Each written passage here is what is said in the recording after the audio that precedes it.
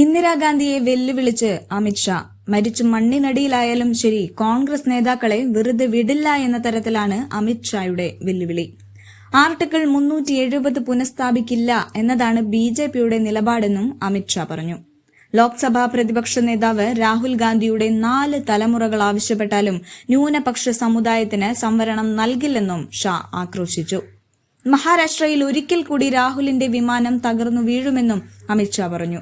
അതായത് കോൺഗ്രസ് നേതാക്കളായ സോണിയാഗാന്ധിയെയും രാഹുൽ ഗാന്ധിയെയും പരിഹസിച്ച് കേന്ദ്ര ആഭ്യന്തരമന്ത്രിയും ബിജെപി നേതാവുമായ അമിത്ഷാ. മഹാരാഷ്ട്രയിൽ രാഹുൽ ഫ്ലൈറ്റ് 21ാം തവണ തകരാൻ പോവുകയാണെന്നായിരുന്നു അമിത്ഷായുടെ പരിഹാസം. ഇതിനകം 20 തവണ തകർന്ന രാഹുൽ ബാബ എന്ന വിമാനം നവംബർ 20-ന് നടക്കുന്ന മഹാരാഷ്ട്ര നിയമസഭാ തെരഞ്ഞെടുപ്പിൽ വീണ്ടും തകർന്നു വീഴുമെന്നും അമിത്ഷാ പറഞ്ഞു. മഹാരാഷ്ട്രയിൽ തെരഞ്ഞെടുപ്പ് റാലിയെ അഭിസംബോധന ചെയ്ത് സംസാരിക്കുകയായിരുന്നു അമിത്ഷാ.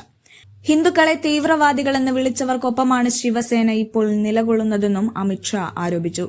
ഔറംഗാബാദിന്റെ പേര് സംഭാജി നഗർ എന്ന് പുനർനാമകരണം ചെയ്യുന്നതിനെയും അയോധ്യ രാമക്ഷേത്രത്തിന്റെ നിർമ്മാണത്തെയും മുത്തലാഖ് നിർത്തലാക്കുന്നതിനെയും ആർട്ടിക്കിൾ 370 റദ്ദാക്കുന്നതിനെയും എതിർത്തവരുടെ തോളിലാണ് ഉദ്ധവ് താക്കറെ കൈവച്ചിരിക്കുന്നത് എന്നും അമിത്ഷാ പറഞ്ഞു. 400 വർഷം പഴക്കമുള്ള ക്ഷേത്രങ്ങളും കർഷകരുടെ ഭൂമിയും ജനങ്ങളുടെ വീടുകളും ഇന്ന് വഖഫ് സ്വത്തായി മാറി.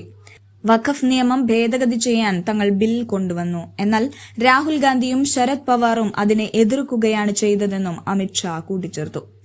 എന്തൊക്കെ സംഭവിച്ചാലും പ്രധാനമന്ത്രി നരേന്ദ്രമോദി വഖഫ് നിയമ ഭേദഗതി ചെയ്യുമെന്ന് ഷാ പറഞ്ഞു. കഴിഞ്ഞ ദിവസം ആരെതിർത്താലും വഖഫ് ഭേദഗതി ബിൽ നടപ്പിലാക്കുമെന്ന് ഷാ പറഞ്ഞിരുന്നു. ഝാർഖണ്ഡിലെ ബഗ്മാരയിലെ തെരഞ്ഞെടുപ്പ് റാലിയിൽ വെച്ചായിരുന്നു പരാമർശം. വഖഫ് ബോർഡിന് ഭൂമി തട്ടിയെടുക്കുന്ന സ്വഭാവമുണ്ടെന്നും അമിത്ഷാ ആരോപിച്ചിരുന്നു. ഭൂമി തട്ടിയെടുക്കുന്ന സ്വഭാവമുള്ള ബോർഡ് കർണാടകയിലെ ഗ്രാമീണരുടെ സ്വത്തുക്കൾ തട്ടിയെടുത്തെന്നും അമിത്ഷാ കുറ്റപ്പെടുത്തിയിരുന്നു. വഖഫ് ബില്ലിന് പുറമെ യൂണിഫോം സിവിൽ കോഡ് നടപ്പിലാക്കുമെന്നും അമിത്ഷാ അവകാശപ്പെട്ടിരുന്നു.